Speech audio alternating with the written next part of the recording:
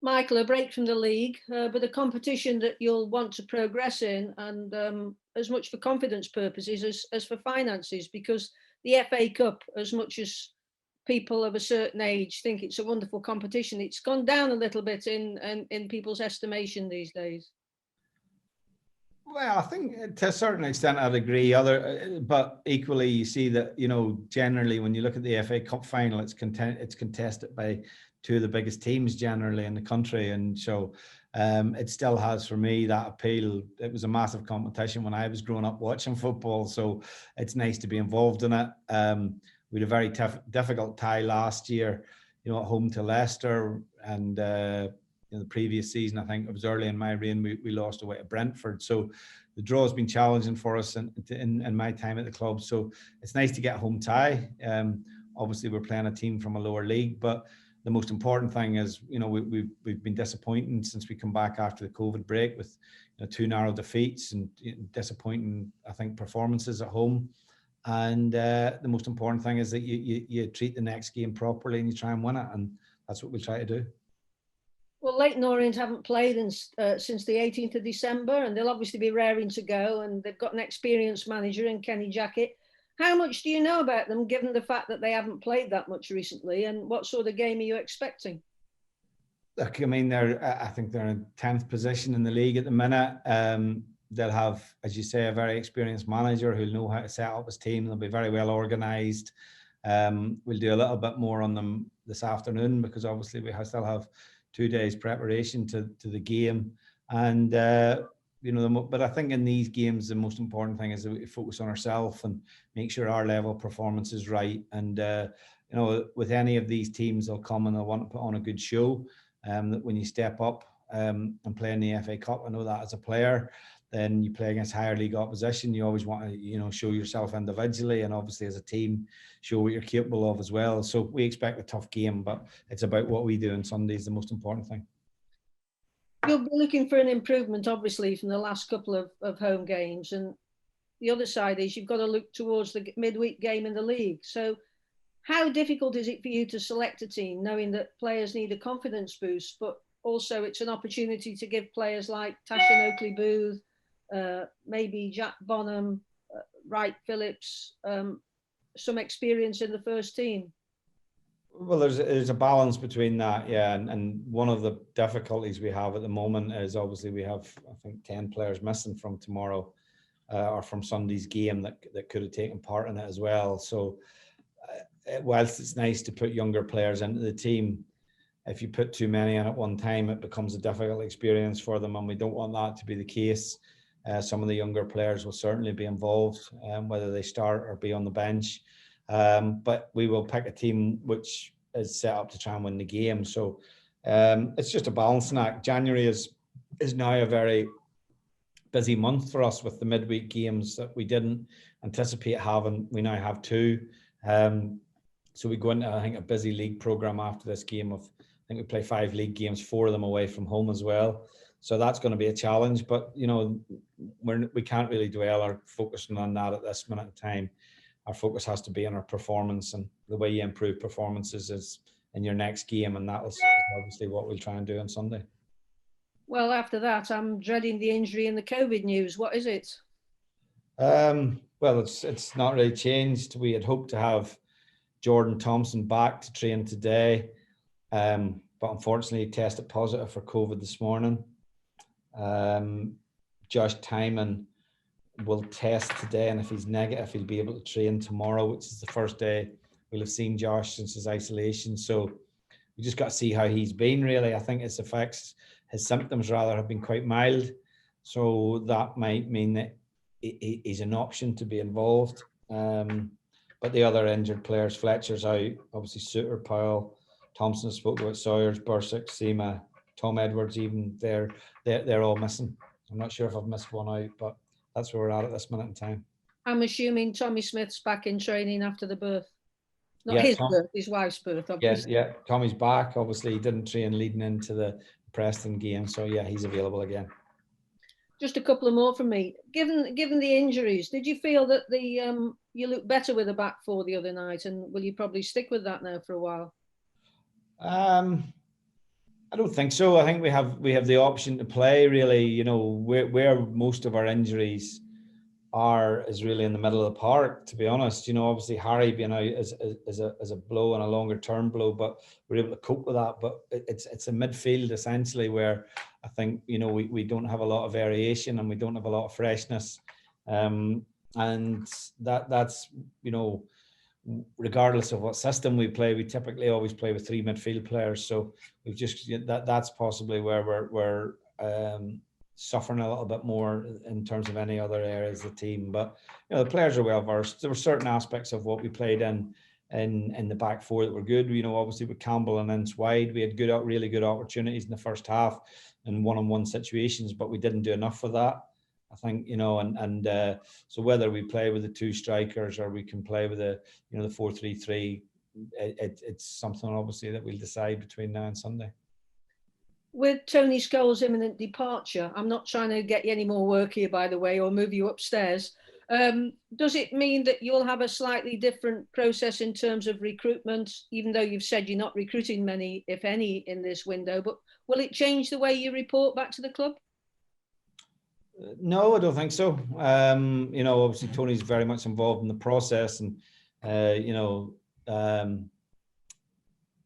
the terms of signing the deal and the legalities of the deal, but the players are obviously identified by the coaching staff and the recruitment team.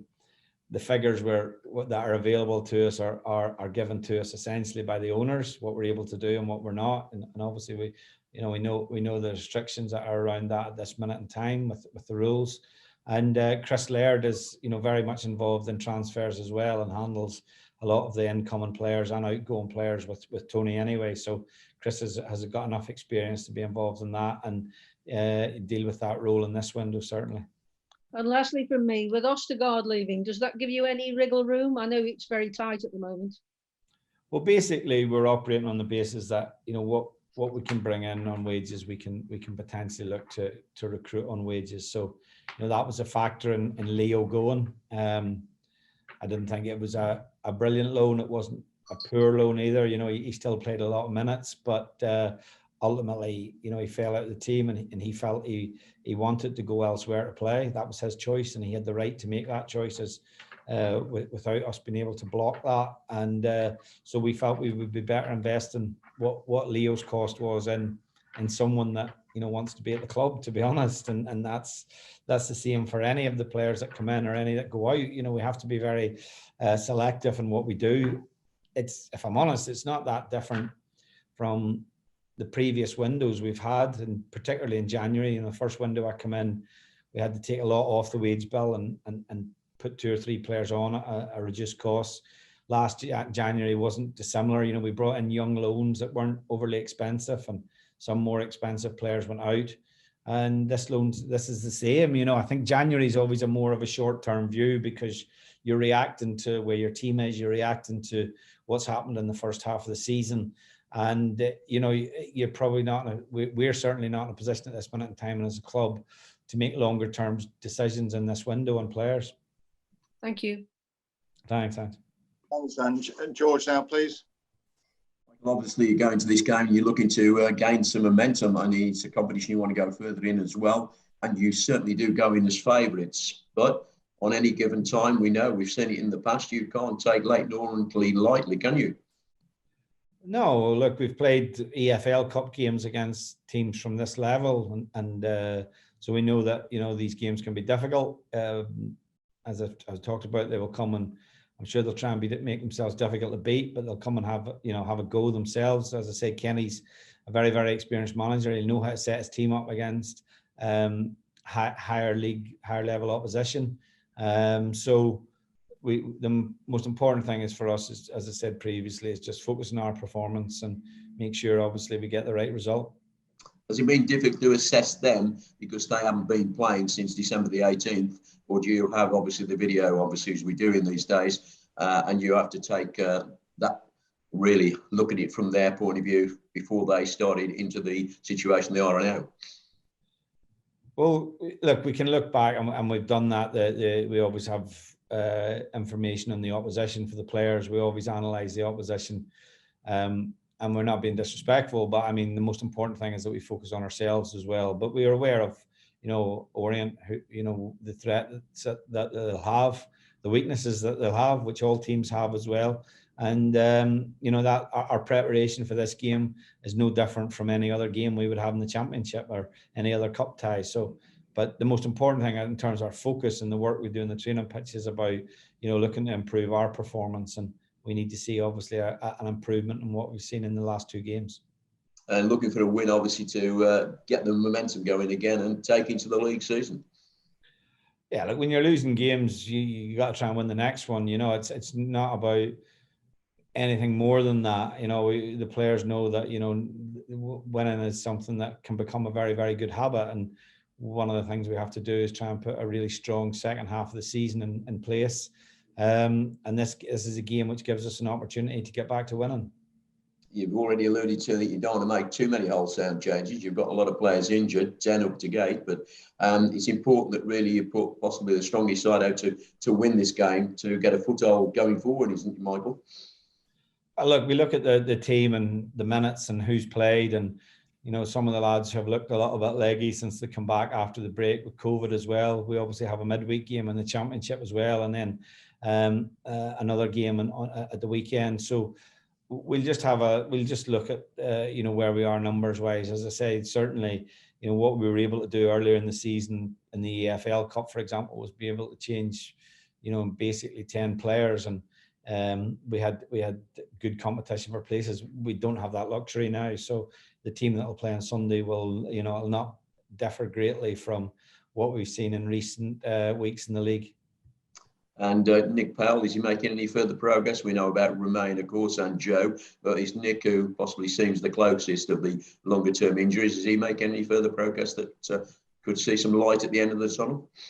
Well, he's still not running or doing anything like that. Like, it's a fracture, so it's just the only thing that we can do with Nick is time. He was going back for another scan, I think, today to see how the healing process had been and how it has been since the last scan. And then once we get a bit of comfort about that and the specialist gives us the green light to be able to step up his rehabilitation, that's what we'll do. But equally, he did have problems on his, in his rehabilitation in the first phase of it because, it refractured again. So we just got to make sure that we're careful with him.